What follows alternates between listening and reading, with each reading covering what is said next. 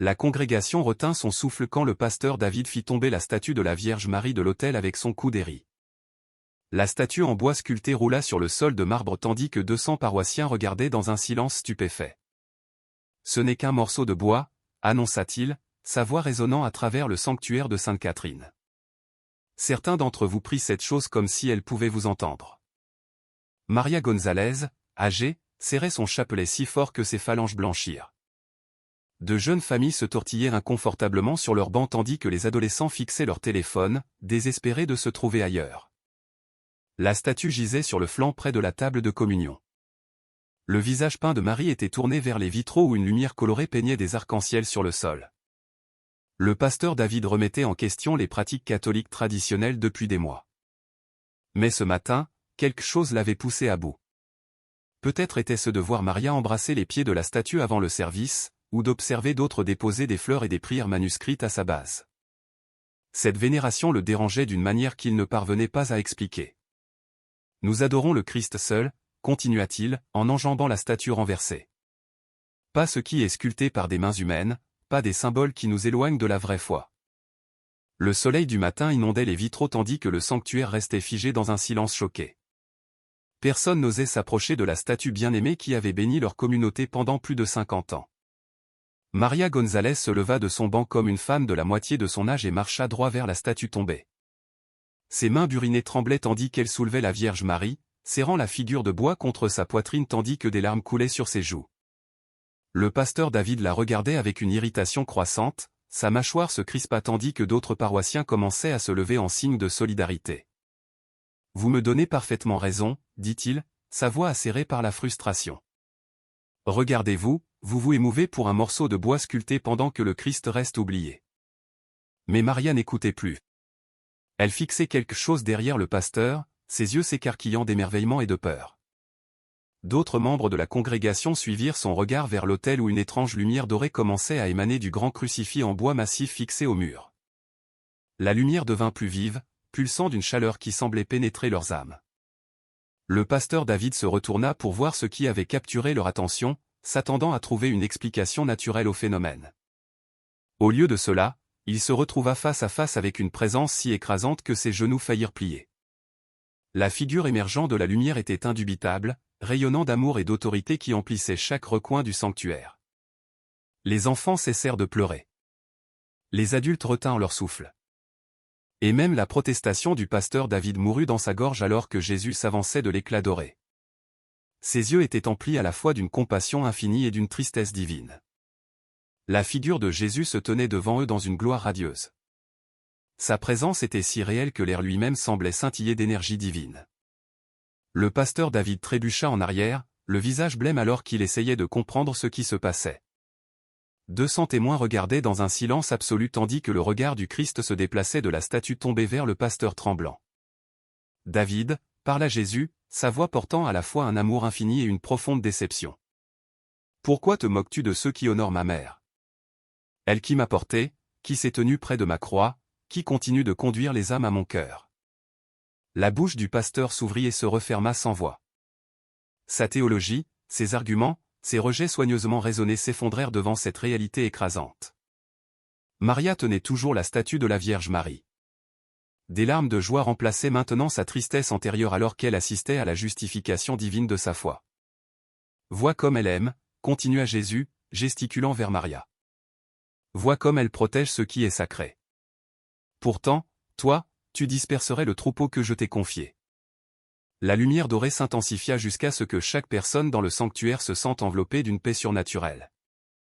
Les caméras des téléphones se détraquèrent, incapables de saisir le moment sacré, mais chaque cœur enregistra ce qui ne pourrait jamais être oublié. Le pasteur David tomba à genoux, submergé par l'ampleur de son erreur et l'incroyable miséricorde qui rayonnait encore des yeux du Christ. La visitation miraculeuse ne dura que quelques instants, mais son impact transformerait Sainte-Catherine pour toujours alors que Jésus s'estompa lentement dans la lumière divine, laissant derrière lui une congrégation à jamais changée. Le pasteur David était assis seul dans son bureau 3 heures après que la congrégation se fût finalement dispersée. Ses mains tremblaient encore tandis qu'il fixait le téléphone qui ne cessait de sonner. La nouvelle de la visitation miraculeuse se propageait plus vite qu'il ne pouvait le comprendre. Des reporters locaux, des responsables confessionnels et de curieux étrangers exigeaient tous des explications qu'ils ne pouvaient fournir. Son épouse, Suzanne, le trouva là au coucher du soleil, affalé sur sa chaise, la tête entre les mains. « David » murmura-t-elle, touchant doucement son épaule. Les enfants demandent ce qui s'est passé. Ils ont entendu les gens parler. Il la regarda avec des yeux caves, vieillis de plusieurs années en un seul après-midi. Je l'ai vu, Suzanne. Jésus se tenait là, me parlant de Maria, de la statue, de tout ce que j'ai enseigné contre. Suzanne avait été sa partenaire dans la remise en question des pratiques catholiques traditionnelles. Mais en voyant l'anéantissement de son mari, elle douta de tout ce qu'il croyait. Le téléphone sonna de nouveau, et David sursauta au son. La nouvelle se répandait que leur pasteur avait subi une correction divine devant 200 témoins. « Ils disent que je fais une dépression nerveuse », murmura-t-il. « Mais Suzanne, je n'ai jamais été plus conscient de quoi que ce soit dans ma vie. Le Christ a offensé ce que j'ai raillé. Il a parlé de sa mère avec une telle tendresse, une telle vénération. Comment ai-je pu être si aveugle ? » Dehors, par sa fenêtre, il pouvait voir des paroissiens se rassembler à l'entrée de l'église. Beaucoup portaient des fleurs et des bougies vers l'autel où le miracle s'était produit. Le lundi matin, la voix du pasteur David avait complètement disparu. Il était assis dans le cabinet du médecin pendant que le docteur Peterson examinait sa gorge avec une confusion croissante. « Il n'y a rien de physiquement anormal », annonça le médecin, retirant ses instruments. « Vos cordes vocales semblent parfaitement saines, pourtant vous ne pouvez produire aucun son plus fort qu'un murmure. » David essaya d'expliquer par des gestes et des notes griffonnées. Mais comment pouvait-il dire à un professionnel de la santé que sa voix avait disparu au moment où il avait essayé de prêcher le dimanche soir ? Il s'était tenu à la chaire, avait ouvert la bouche pour aborder le miracle, et rien n'en était sorti, sauf un silence douloureux. Suzanne le reconduisit chez lui à travers des rues remplies de pèlerins. La nouvelle de l'apparition du Christ s'était répandue au-delà de leur petite ville, attirant des croyants de centaines de kilomètres à la ronde. Des fourgonnettes de presse bordaient le parking de l'église tandis que des catholiques fidèles s'agenouillaient en prière. Une statue de la Vierge Marie se tenait maintenant en place d'honneur, entourée d'innombrables fleurs et de bougies ardentes. Le conseil confessionnel convoqua une réunion d'urgence exigeant la démission de David pour ce qu'ils qualifièrent d'effondrement psychologique. Mais Maria Gonzalez et des dizaines d'autres témoins défendirent chaque détail de la visitation miraculeuse. Leur pasteur avait été corrigé par le Christ lui-même, insistèrent-ils, et son silence était clairement une discipline divine. David observait par la fenêtre de sa chambre le sanctuaire s'agrandir d'heure en heure. Des pèlerins ajoutaient leurs prières et leurs témoignages au mémorial croissant. Son incapacité à parler lui semblait une manifestation physique de son état spirituel, dépouillé d'autorité jusqu'à ce qu'il puisse trouver la vraie humilité. Émilie, la fille adolescente de David, refusa de lui parler pendant 3 jours. Elle avait entendu ses camarades de classe discuter de l'humiliation publique de son père, le qualifiant de pasteur réduit au silence par Dieu. La table du dîner familial devint un champ de bataille d'arguments chuchotés et de silences inconfortables, seulement ponctués par les tentatives frustrées de David de communiquer par des gestes. Suzanne explosa finalement le mercredi soir après avoir reçu un autre appel de la direction de l'église. « Ils disent que tu as besoin d'une évaluation psychologique, David. Le responsable de district veut que tu prennes un congé prolongé. Comment sommes-nous censés payer notre hypothèque sans ton salaire ?» Leur fils, Michael, de retour de l'université, arpentait le salon avec une colère à peine contenue. « Papa, tu as passé toute mon enfance à nous dire que les traditions catholiques étaient des superstitions mal avisées. Maintenant, tu prétends que Jésus est apparu pour défendre une statue. Te rends-tu compte de ce que cela représente ?» David écrivit frénétiquement sur un bloc-notes, essayant d'expliquer l'inexplicable. Les mots semblaient pitoyables sur papier comparés à la réalité écrasante qu'il avait vécue. Sa famille avait besoin que leur père et mari soient forts, rationnels, fiables. Au lieu de cela, ils avaient un homme qui revendiquait des visions divines et ne pouvait même pas défendre son propre ministère. Cette nuit-là, il s'agenouilla seul dans son bureau devant une petite croix en bois. Des larmes coulaient sur son visage tandis qu'il tentait de prier sans mots. Le poids de son orgueil, son attitude dédaigneuse envers les traditions sacrées et la douleur qu'il avait causée à sa famille pesaient comme un fardeau physique. Au loin, il entendait des pèlerins chanter des hymnes au sanctuaire qui continuaient de s'étendre autour de la statue de la Vierge Marie qu'il avait jadis raillée. Le vendredi soir, David trouva Maria González priant seule au sanctuaire de la Vierge Marie après la dispersion de la foule. Elle leva les yeux en le voyant approcher, son visage buriné ne montrant aucune colère malgré tout ce qu'il lui avait fait subir. Il portait une lettre manuscrite, ses mains tremblant en la lui offrant. Maria lut lentement, ses lèvres bougeant silencieusement tandis qu'elle absorbait ces mots de profond remords et de supplication pour le pardon. Quand elle eut fini, elle plia soigneusement le papier et le plaça à la base de la statue parmi des centaines de demandes de prières et de fleurs. « Mijo » murmura-t-elle, utilisant le terme espagnol affectueux qu'elle avait jadis employé pour son propre fils. « Le Christ n'est pas apparu pour te condamner, mais pour t'ouvrir les yeux. » La Sainte Mère pleure pour ses enfants perdus, y compris les pasteurs qui oublient que l'amour se manifeste sous de nombreuses formes. David s'agenouilla à ses côtés sur le froid sol de marbre, des larmes coulant librement tandis qu'elle posait sa douce main sur son épaule. Pour la première fois depuis dimanche, il sentit une lueur d'espoir pénétrer son désespoir. Maria commença à réciter le chapelet en espagnol, sa voix douce et mélodieuse dans le sanctuaire carmélite. Tandis qu'elle priait, David sentit quelque chose se déplacer au plus profond de son esprit. Les mots qu'il avait jadis rejetés comme un rituel répétitif sonnaient maintenant comme une conversation entre une mère aimante et ses enfants troublés. Chaque « Je vous salue Marie » semblait porter son propre besoin désespéré d'intercession, de guidance, du genre de tendre miséricorde qu'il avait observé dans les yeux du Christ lors de la visitation miraculeuse qui avait tout changé. David passa le week-end à faire des recherches sur tout ce qu'il avait jadis rejeté concernant Marie et la dévotion, remplissant carnet après carnet de découvertes qui brisèrent sa compréhension antérieure. Il lut sur Guadalupe, Lourdes, Fatima, et d'innombrables autres apparitions approuvées où Marie avait conduit les gens directement à son fils. Chaque histoire révélait le même schéma qu'il avait observé dans sa propre église, l'amour divin protégeant ce qui était sacré. Le lundi matin apporta une nouvelle inattendue. Sa voix revint soudainement alors qu'il priait seul dans son bureau, mais elle émergea différente, plus douce, marquée par une humilité qui n'avait pas existé auparavant. Ses premiers mots prononcés furent une prière murmurée de gratitude qui résonna dans la maison vide. Quand Suzanne l'entendit prononcer son nom, elle se précipita à l'étage, les larmes de soulagement aux yeux. Le conseil confessionnel avait programmé une audience disciplinaire pour mercredi, mais David ne se souciait plus de défendre sa position ou de sauver sa carrière. Il avait fait l'expérience d'une correction divine et devait répondre par une repentance authentique. Il écrivit des lettres personnelles à chaque famille de la congrégation, reconnaissant son erreur et demandant pardon pour avoir rejeté des traditions qu'il tenait pour sacrées. À sa surprise, la plupart répondirent avec grâce et compréhension. Beaucoup admirent qu'eux aussi avaient remis en question certaines pratiques, mais avaient été émus en témoignant de la défense du Christ envers Marie et la dévotion. Ce soir-là, David se tint devant la statue de la Vierge Marie qui occupait maintenant une place d'honneur sur l'autel principal. Les fleurs avaient été rafraîchies, les bougies brûlaient régulièrement et les demandes de prière couvraient la zone environnante. Pour la première fois, il comprit pourquoi Maria s'était battue si farouchement pour protéger quelque chose d'aussi précieux. L'audience disciplinaire de mercredi se transforma en quelque chose d'inattendu lorsque David s'adressa au conseil confessionnel avec une honnêteté totale concernant sa rencontre divine.